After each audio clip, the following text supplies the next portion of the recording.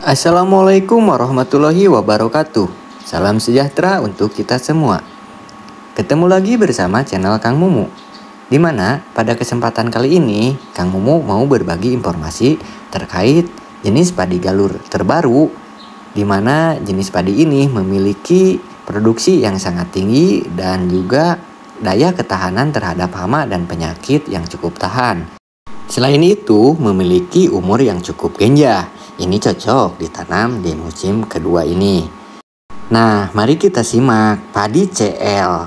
Mas, apakah padi CL 284 yang lebih baik? Makanya simak video ini sampai selesai ya.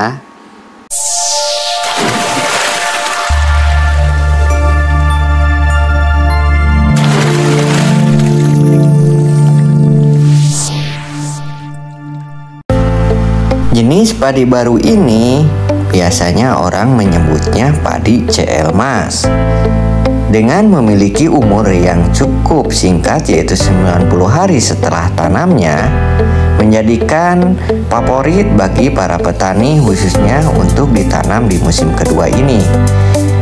Jenis padi ini juga cocok ditanam untuk di lahan tada hujan ataupun di lahan irigasi. Dengan memiliki anakan yang cukup banyak, 30 sampai dengan 40 rumpun per malainya, ini menjadikan para petani memilih jenis padi ini sebagai jenis padi pilihan untuk ditanam di musim kedua ini, karena memiliki bulir yang cukup banyak yaitu 250 sampai dengan 300 bulir per malainya. Dan juga bentuk gabah yang panjang besar, warna gabah kuning bersih, dan juga memiliki rasa nasi yang enak dengan wangi pandan dan juga pulen ya tentunya. Untuk daun bendera sendiri ini tegak, menjadikan ini terhindar dari serangan hama burung pipit. Untuk kerontokan sendiri juga ini mudah, dengan ketahanan terhadap kekeringan cukup tahan, dan juga tahan asam, dan yang penting tahan rebah. Jenis padi ini memiliki produksi yang cukup tinggi yaitu sampai dengan 12 ton potensinya ya, dengan rata-rata hasil yaitu 9 sampai dengan 10 ton GKP.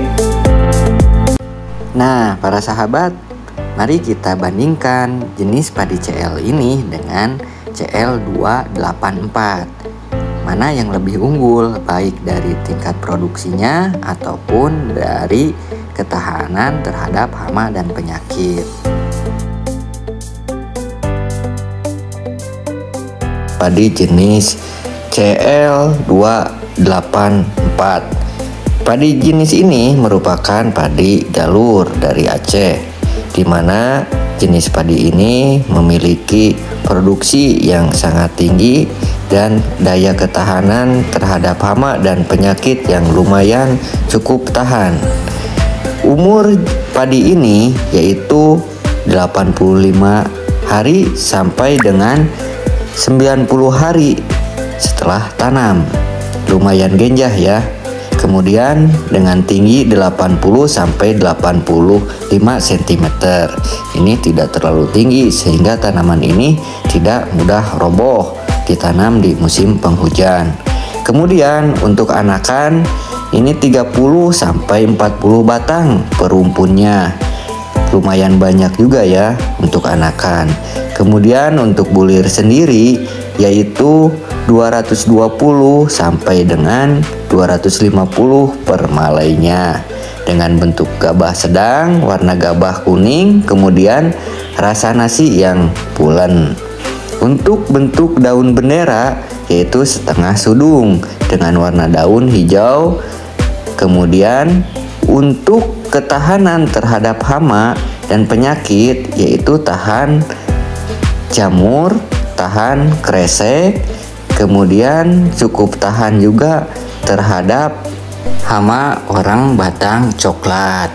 Dimana pasti musim penghujan ini hama sama penyakit lebih dominan karena cuaca lembab, maka kita dalam perawatan jenis padi ini harus lebih intensif, yaitu dengan penjagaan, menjaga lebih baik daripada mengobati. Itu saran dari Kang Mumu.